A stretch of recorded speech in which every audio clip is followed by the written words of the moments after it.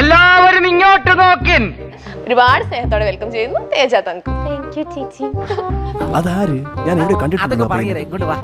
ഈ ഒരു 4 ഇയേഴ്സിൽ ഏകദേശം എത്ര ഉണ്ടാക്കിയിട്ടുണ്ടാവും? അപ്പൊ ചോദിക്കട്ടെ, എങ്ങനെയുണ്ട് നിന്റെ വ്യാപാരമൊക്കെ? മൊത്തത്തിലോ? അതിപ്പോ പറയാൻ പറ്റില്ല.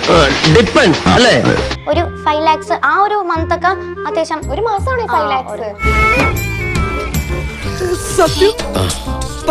അതെ.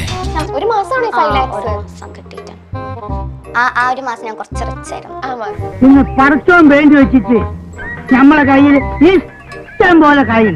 ഏകദേശം ഈ ഒരു 4 ഇയേഴ്സിൽ എത്ര കിട്ടിയിട്ടുണ്ടാവും? എനിക്ക് 18 ആവുന്ന വരെ എന്റെ മണി ആക്സസ് ഫുൾ അമ്മയുടെ കയ്യിലായിരുന്നു. എത്രയുണ്ട്? കിട്ടിയ മുഴുവനുണ്ട്. ബില്ല് എവിടെ?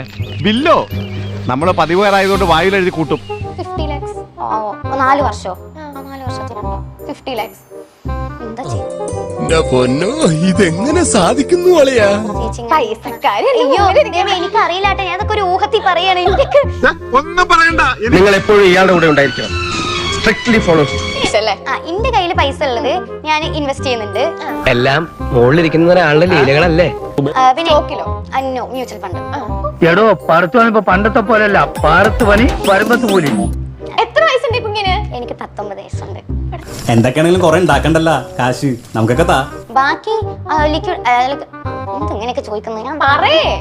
ഭാരിച്ച ചോദ്യം ചോദിച്ച് എന്നെ വെറുതെ ബുദ്ധിമുട്ടിക്കണ്ട. എനിക്ക് എന്താ സർവേ എടുക്കണ പോലെ എനിക്ക് ടെൻഷൻ ആവണം. ഞാൻ എന്തിനൊക്കെ തെറ്റ് ചെയ്തു? ഇനി പോലീസ് എങ്ങാനും ഇങ്ങോട്ട് അന്വേഷിച്ചെത്തുവോ? സംഭവാമി യുഗേ യുഗേ വരാനുള്ളതൊന്നും വഴി തങ്ങില്ല. കൂടെ വരും. ഇല്ല ഇനിയിപ്പം ഇൻകം ടാക്സുകാർ വരാണ്ട് നോക്കിക്കോട്ടെ. 50 ലക്ഷം ഇത് മതി, ഇത് ധാരാളം മതി. ഇല്ല നമ്മൾ ടാക്സ് കിട്ടുന്നുണ്ട്. ആണല്ലേ? ഓ, എല്ലാം നമ്മൾ കറക്റ്റ് ആയിട്ടാണ്. അതിന്റെ ഫുൾ ഡീറ്റെയിൽസ് പോലീസ് സ്റ്റേഷനിലുണ്ട്. സർക്കിളിൽ എനിക്കറിയാം. പെണ്ണുങ്ങളായ ഇങ്ങനെ തന്നെ വേണം. എല്ലാവർക്കും സന്തോഷമായല്ലോ. എനിക്ക് സന്തോഷമായി. എല്ലാവർക്കും പിരിഞ്ഞു പോവാം.